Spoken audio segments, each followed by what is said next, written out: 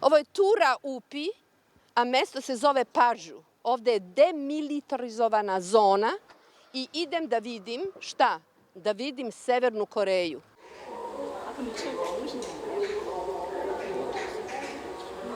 Where I am and what it is here?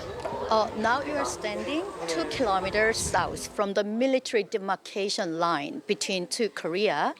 And this military demarcation line was created after the armistice negotiation back in 1953. Ista zemlja podeljena na dva dela.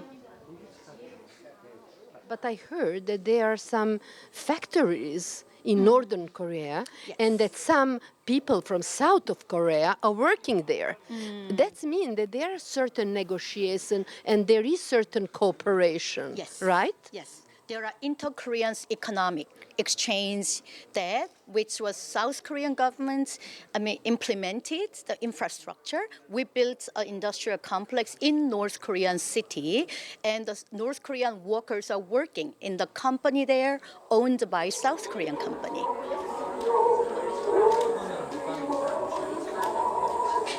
Čujem muziku koja se emituje vrlo glasno, iako nema sela, nema kuća odakle ta muzika dolazi, i kažu da je to način da se emituje muzika, čujem rusku muziku, kako oni koji hoće da pređu iz Severne Koreje u Južnu ne bi prelazili. What is this noise which I hear here? Actually, it's a propaganda broadcasting from North Korea. The songs, lyrics are delivering happy, good stories of life in North Korea, something like that. How do you know they are not happy? Can you feel what you know? What you know? From the official information we got, poverty, the people are hungry up there, and they have the shortage of everything there, so which made, basic human things are not satisfied there. On the way here, I saw some wires. Yes. So, nowadays, as all this IT technology development made our features change it too. But back in 60s and 70s, we have a lot of North Korean secret agents flew along the river. That's why, sometimes they sneak into the city through the river then. That's why to secure the line, we just set up all the concertina wires and barbed wires all the way along the riverside. Are you afraid sometimes? Me, myself, I don't. But yesterday, for example, there was an announcement that a kind of a test was... Right, missile. How many tests they are performing? These days they did, I think every month, once a month, they did have a missile test, but even though it's failed though, so that actually made some South Korean getting more nervous now. From one side, a big power. From another side, a big power. And you are fighting for your own identity as a country. Yes, that's right. Yeah, but we cannot ignore the surrounding neighbor country either. Living in this global society. You have to... Yeah, because you cannot survive alone in this global world right now. You should cooperate with your neighboring countries too. So I think we cannot be alone there. There is one thing which is interesting. You did build the road through North Korea. Yes, we did. And this is a very short road going to Russia, to China. That's but right. You cannot use it. No, not yet, because we are separated. But in the future, yeah, when we united, we will travel along that way, all the way to Russia and other countries too. Imagine one day when it's going to be a day of unity. I'm going to be here. Oh, yes, you are welcome to unified Korea all the time.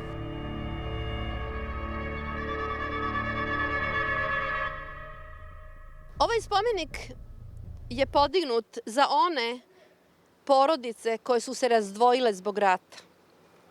I onda možete da zamislite koliki je bio značaj kada su te porodice, ne sve naravno, bile ujedinjene 1983. godine. Tada je određeni broj porodica našao svoje članove. I ovde je upisano da je 10.189 porodica našlo svoje srodnike. Za tu priliku je ispevana jedna pesma koja se ovde nalazi na ovom spomeniku. Ja ne razumem reči, ali mogu da prepoznam sa koliko sete je napisana.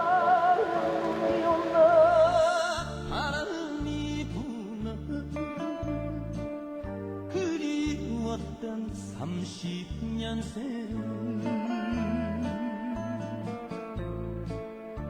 의지할 곳 없는 힘을 살아가며 그 얼마나 울었던가 우리 형제 이제라도 다시 만나서 못다한 적 나누는데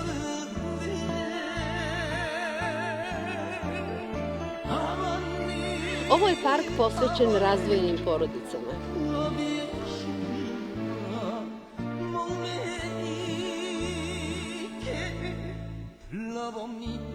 Korejski rat je još u glavama starije generacije, dok mladi znaju za njega, ali žive neki svoj život.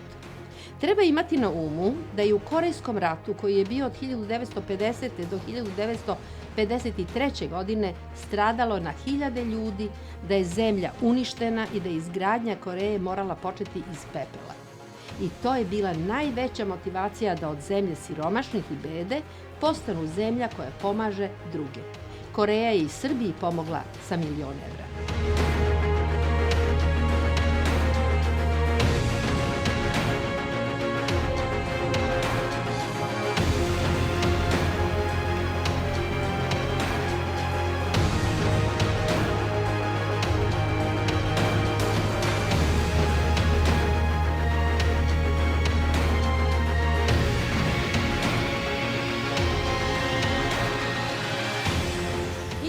U 1950. godine Severna Koreja napala je Južnu Koreju.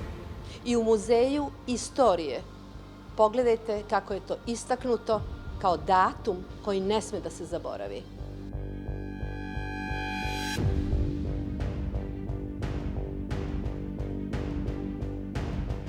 Posle Korejskog rata i posle napada Severne Koreje na Južnu Koreju, kada je bilo sve popaljeno i uništeno, ovako su izgledale kuće, jer je trebalo život nastaviti.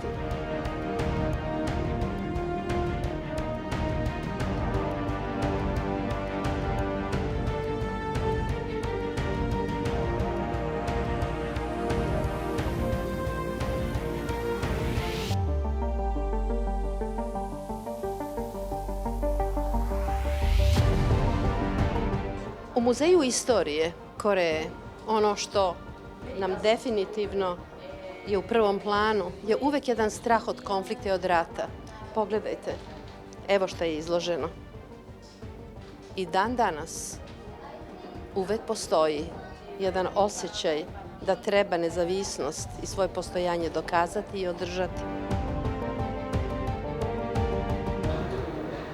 Severna Koreja u nekoliko navrata je na različite načine pokušala da prodre na ovu teritoriju. Čak je bio jedan tunel kroz koji su se prolazili i provlačili i pokušavali da ugroze Južnu Koreju. Stalno u strahu da se rat ponovo ne dogodi.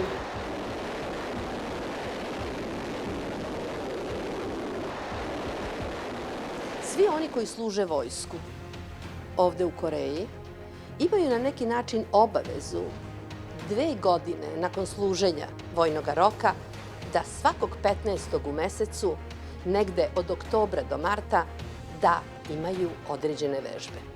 Obično su svi upozoreni u vreme kada smo bili u Seulu, jedna takva vežba je isto tako naznačena svim gostima hotela gde sam boravila. Ovo su originalna vrata, ulaz u jednu fabriku u Južnoj Koreji. Pogledajte kako je bilo sve primitivno i kako je bilo nerazvijeno, a danas ekonomija je imala neverovatno brzi rast. I po tome je Koreja poznata.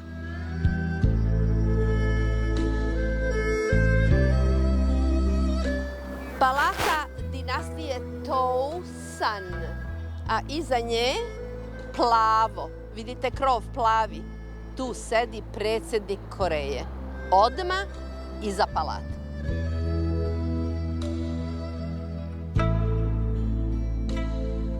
Upravo idem da razgovaram, da uzem intervju sa gospodinom Lee Do-hunom. On je bio ambasador u Srbiji od 2014. godine do pre mjesec dana. I bilo bi mi vrlo zanimljivo da čujem sada njegove utiske kada na Srbiju gleda odavde i idem sa njim da razgovaram.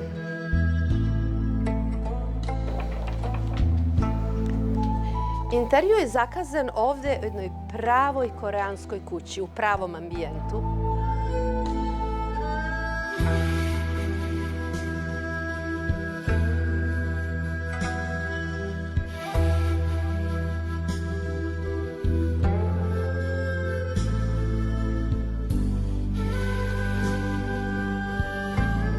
Hello. Fine, thank you. How are you? Yes, yes. In a real Korean house. Look. 3 times here too? Yes. Yes? Okay. I'm a Serbian. So I take off my shoes. Good. Yes. Okay. Okay, we go this way. Okay. They made us a nice place to have a tea. Okay. Yes.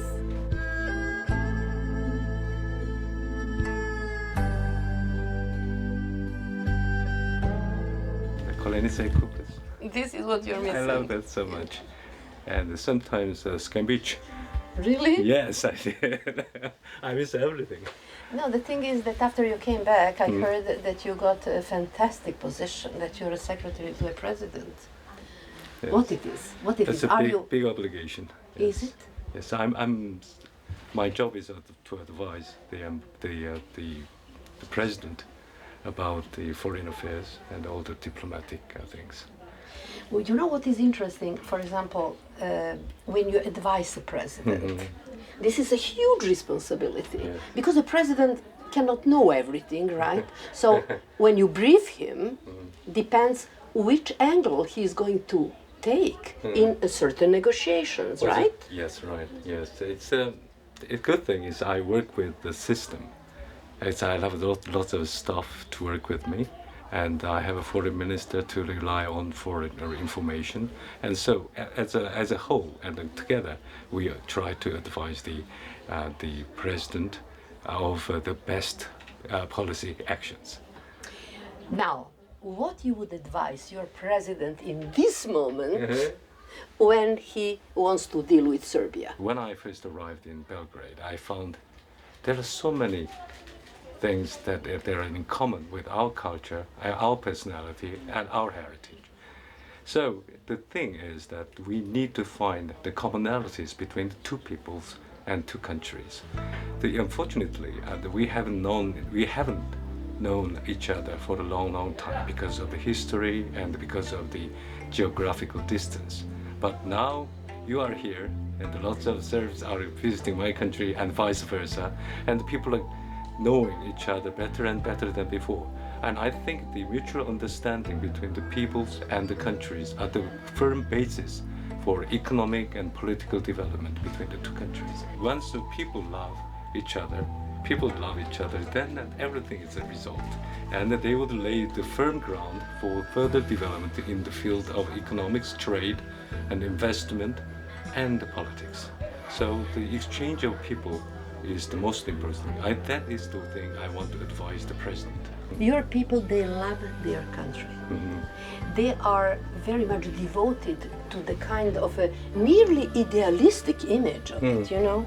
I heard that this kind of a huge advancing, imagine in 50 years you produced everything what I saw, that they have been working 15 to 17 hours just as a kind of a devotion to the country.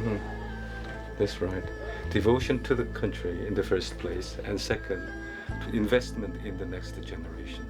Their children, in their children, and in their children's children, and the many generations to come. Because we have the very similar sense of a family like you. And so the family comes first. So I'm thinking of the country's development in terms of family's welfare. If the country prospers, then your family will live in much better position, better environment, and your children and children will be much better off. So that's why people sacrifice themselves. The first generation in our economic development, they sacrifice themselves for the sake of the welfare of their children. You have been doing a very important job before you became an ambassador and now as an advisor to the president of this country. You have been dealing with the Northern and South Korea about the nuclear issues. Yes, right. I have been on a frontier, and may I tell you what I felt? Oh yes, please. Okay. Yes, I'm On interested. the frontier, I had the feeling that I'm a tourist visitor. That the enemy is maybe somewhere, but I didn't feel a kind of a threat. You know what I mean? A fear. I see. I didn't feel a fear. And I thought, you might get unified quickly. Because I didn't feel in the town or talking to the people, you don't feel that there is a danger. Because I would feel it because I'm, you know, a visitor. Do you think that this kind of a unification is going to come soon? Do you negotiate on that? You personally, are you persuading the president to do it or what? Now, at this particular moment, it is not the right time to talk about the dialogue or negotiations, because the security situation is so serious, because North Koreans are developing a nuclear weapons program, and they never hide their intention to use them against us.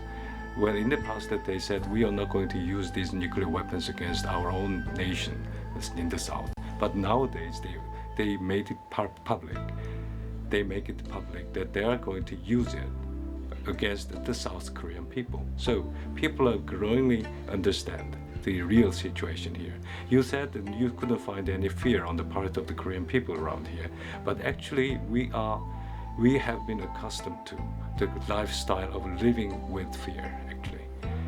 Because we were involved in the war about 70 years ago, in 1950, which lasted from 1950 to 1953, and which left about 2 million people dead after the war. Every family in my country was affected by the war.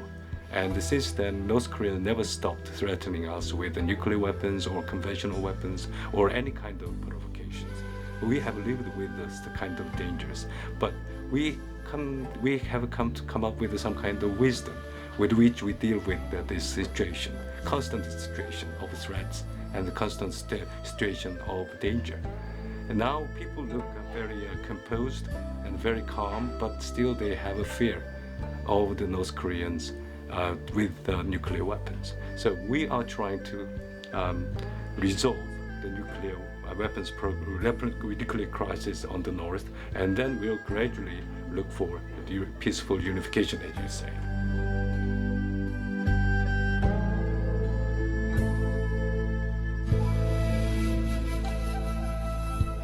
In fact, our two nations are different, you know. You are very strict. In a way, you respect authorities. You would never talk badly about your country. You rarely expose really what you think. And we are, you know, different. Did you change after coming to Korea back from Serbia? No. Did you learn something? As I always say to my friends here and in Serbia, I left my heart in Belgrade. My heart is always with the people in Belgrade, friends there, and the beautiful scenery. I can imagine now. I'm still there, and the lifestyle I picked up while I was there, still with me. I'm trying. Well, so I'm now in the middle of the very busy schedules and very busy days in the presidential office, but I always try to be reminded of how beautiful it was, how happy I was, leading your lifestyle. Now, we are coming to a very, very delicate question. Get ready. Yes. Okay. How many hours do you sleep? 5 hours most. 5 hours tops. 4 to 4. Well, so actually, it depends on the situation. Anyway, I have to make it to the office 6:30 in the morning. Until? I don't know.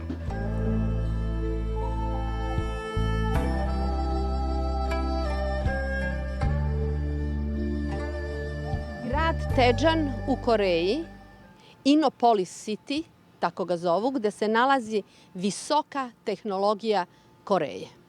Ovde se okupljaju naučnici, istraživači, ja se upravo nalazimo u KAIST institutu koji okuplja sve najmudrije glave što se tiče visoke tehnologije ovde u ovoj zemlji.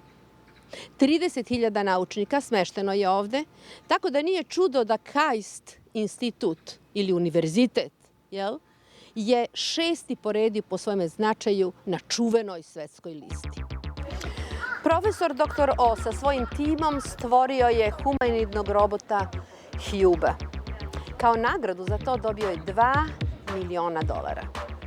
Za sledećih 5 godina on ima finansiranje godišnje u iznosu od $700.000. Institut u kome se ja nalazim, KAIST, proglašen je prvim institutom što se tiče inovacija u robotici. I Hubo je dobio tu prvu nagradu koja ga je proslavila i njega, i njegovog tvorca, i ceo tim u svetu. This robot won that competition, and the prize money by the time was $2 million. So he awarded $2 million on the time. So after that, he became very, very famous on the areas because he defeated many world-leading robots for the world, like the whole world. Even in NASA sent the robot, and many companies and universities in all different countries sent a very advanced robot for that challenge because the prize money was so big. People call me, I'm the father of this robot, and yeah, solely I invented this robot.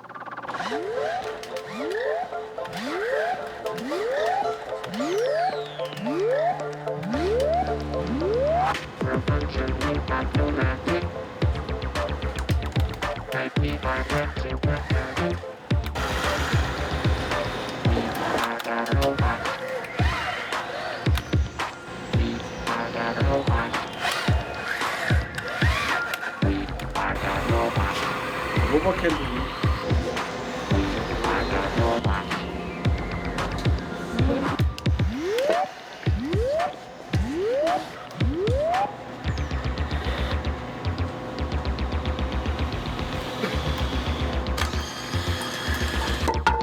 This robot can be deployed when the man cannot get in because due to kind of high level of contamination of radiation or high level of biological or chemical contaminations, but not many physical destroyment.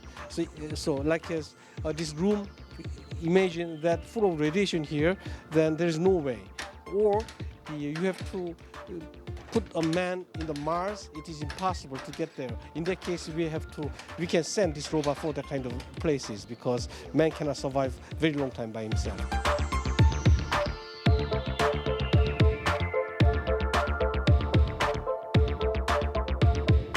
It looked to me like I'm in a kind of a car repair industry. Yeah. To me, it looks like it. It's very natural for me because all the inventions are from the garage. Okay, they start from the garage, from the gadget. Yeah, same thing. High technology, even high technology, we will start from the garage. We start from the many junks and ideas and new inventions, new creations. There is no standard, the off-the-shelf bench, the products. We have to produce everything from the scratch.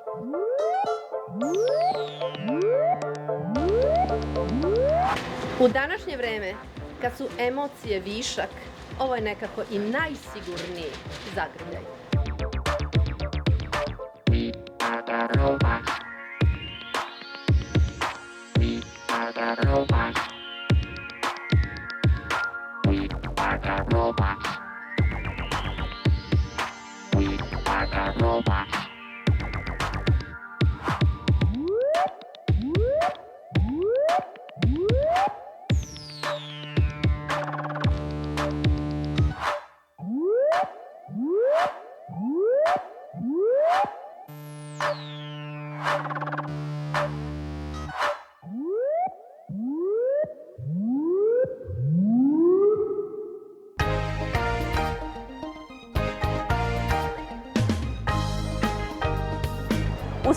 sam i naravno da sam došla da obiđem zgradu Samsunga.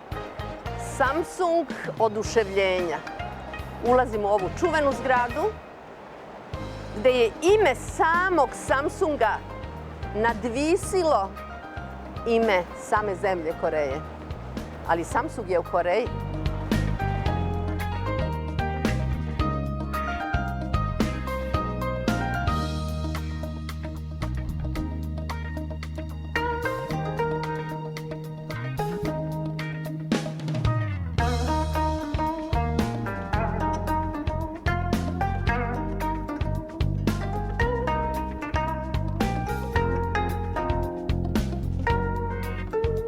Ovaj savremeni način predavanja po školama već je u toku, verovatno već nekoliko godina.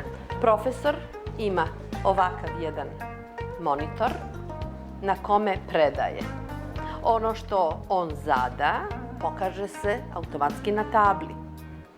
Ako želi da to isto ima i student, onda pritisne ovu kućicu ovde. Na isti način može da proveri i studenta i da čekira njegov odgovor. Na isti način može jedan domaći zadatak koji je student uradio na zadovoljavajući način, može da ga pokaže i drugim studentima.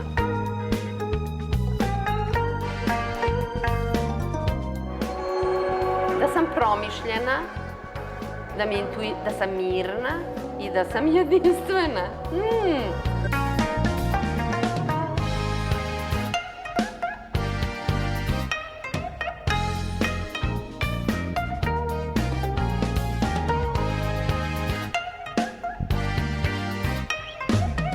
Gledali ste televiziju, odlučili ste da izađete iz kuće, samo pritisnite ovo. Izađete iz kuće.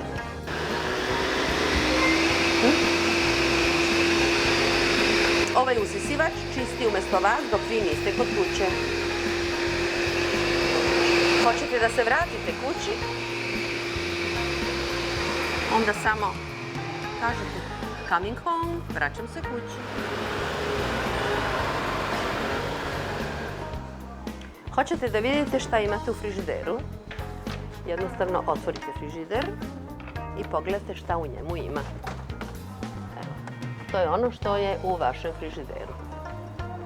Isto tako, ne morate uopšte da otvarate frižider. Možete samo da uzmete i da pritisnete ovde. Evo šta je ono što imate u frižideru. Ne morate da otvarate frižider i da pamtite. Sve je na vašem telefonu. Možete tačno da vidite podatak koliko neka namirnica stoji u frižideru. Možete da ostavite i poruku porodici. Poruku koju će vaši ukućani videti kada se vrate.